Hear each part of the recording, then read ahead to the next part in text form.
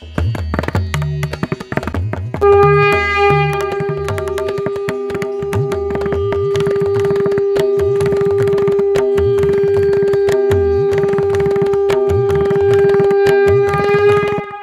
শ্রীরাম।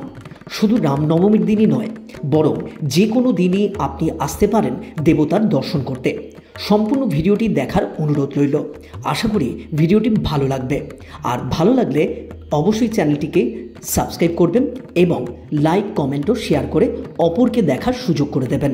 চলুন তবে শুরু করা যাক আজকের ভিডিও। নমস্কার বন্ধুরা, আপনারা দেখছেন ঘোড়াপড়া চ্যানেলের নতুন একটি উপস্থাপন। সঙ্গে আছি আমি প্রভাত। 2025 সালের রামনবমী আসতে হাতে আর কটা দিন, মানে আগামী 6ই এপ্রিল রামনবমী। তো আপনি অযোধ্যা রাম মন্দিরে যেতে পারছেন না, কোনো ব্যাপার না।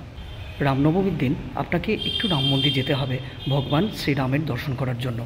তো আমাদের কলকাতাতেই সুন্দর দুটি রাম মন্দির রয়েছে।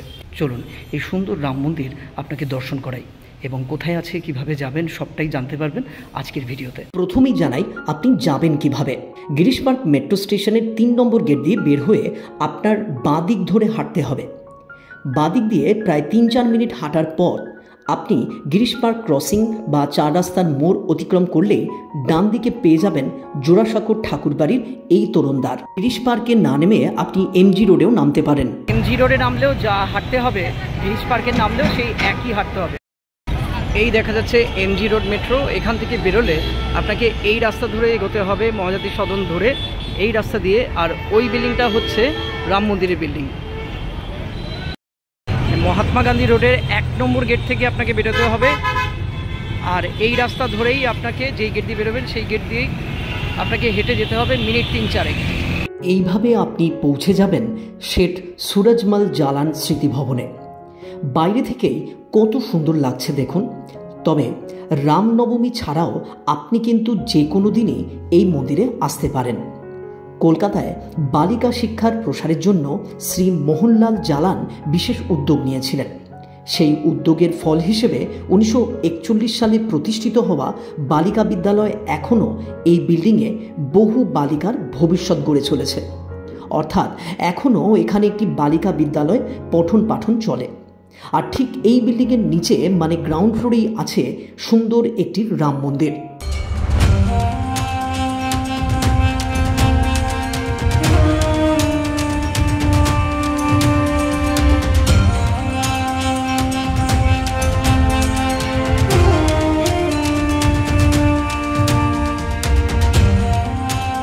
এই ভিডিওতে আপনাদের কলকাতা শহরে যে দুটি রাম মন্দির দর্শন করাচ্ছি তার প্রথমটি হলো এটি।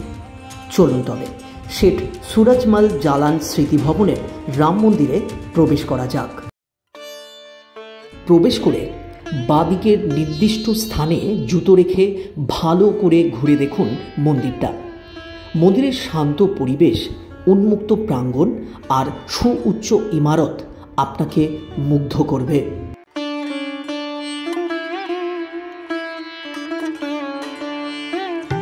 দর্শন করুন রামচন্দ্র, মাতা সীতা এবং বজরংবলীর।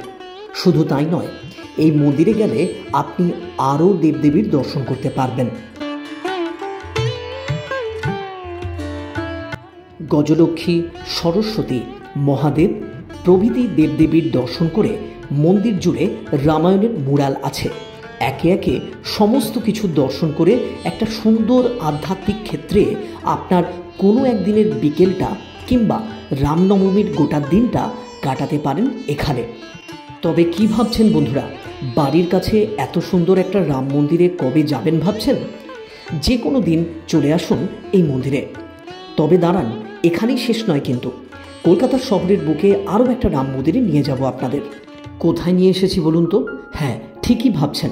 শিয়ালদহ স্টেশনের কাছে ডেন্টাল হসপিটালের নতুন বিল্ডিংয়ের বিপরীত দিকে এই গলি দিয়ে প্রবেশ করে হোটেল আইনক্সের পাশ দিয়ে 1 মিনিট হেঁটে গেলেই আপনার ডান দিকের যে প্রথম গলিটা পড়বে তা দিয়ে ঢুকে এই লাল রঙের বাড়িটাতেই রয়েছে একটি রাম সীতার মন্দির।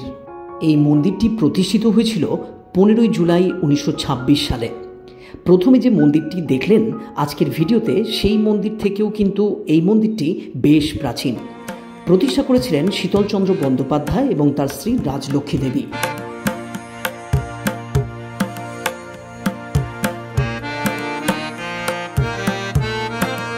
রাম মন্দিরের গঠনশৈলী কিন্তু বেশ আকর্ষণীয়।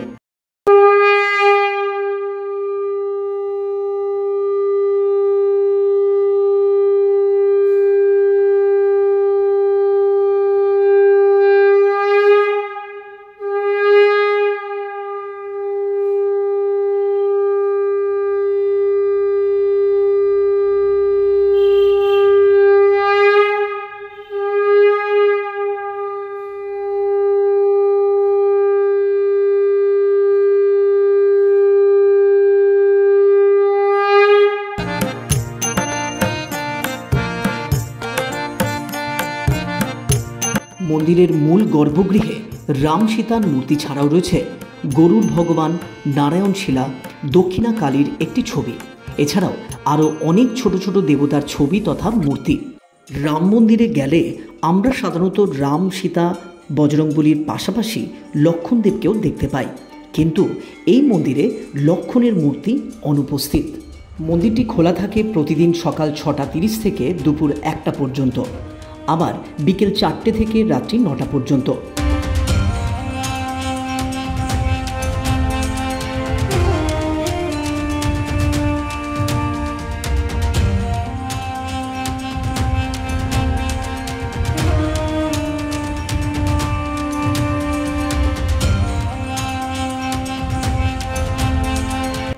এই মন্দিরের মূল বিগ্রহ রাম ও সীতার। এখানে প্রভু শ্রী রামচন্দ্র সবুজ বর্ণের। রাম সীতার বিগ্রহে বাঙালি শিল্পকর্মের ছাপ কিন্তু স্পষ্ট। বাঙালির রামচন্দ্রের মূর্তির নমুনা আমরা নদিয়ার মাছদিয়ায় অবস্থিত শিবনিবাস মন্দিরের পাশে রামচন্দ্রের মন্দিরেও দেখতে পাই। আপনি চাইলে সেই ভিডিওটি দেখে নিতে পারেন, ডেসক্রিপশন বক্সে তার লিংক দিয়ে দিলাম।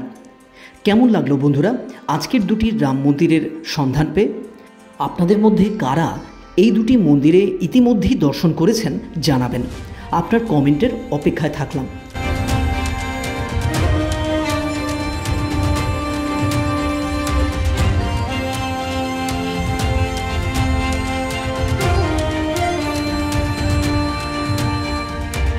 সেই সঙ্গে বন্ধুরা আজকের ভিডিও এই পর্যন্ত।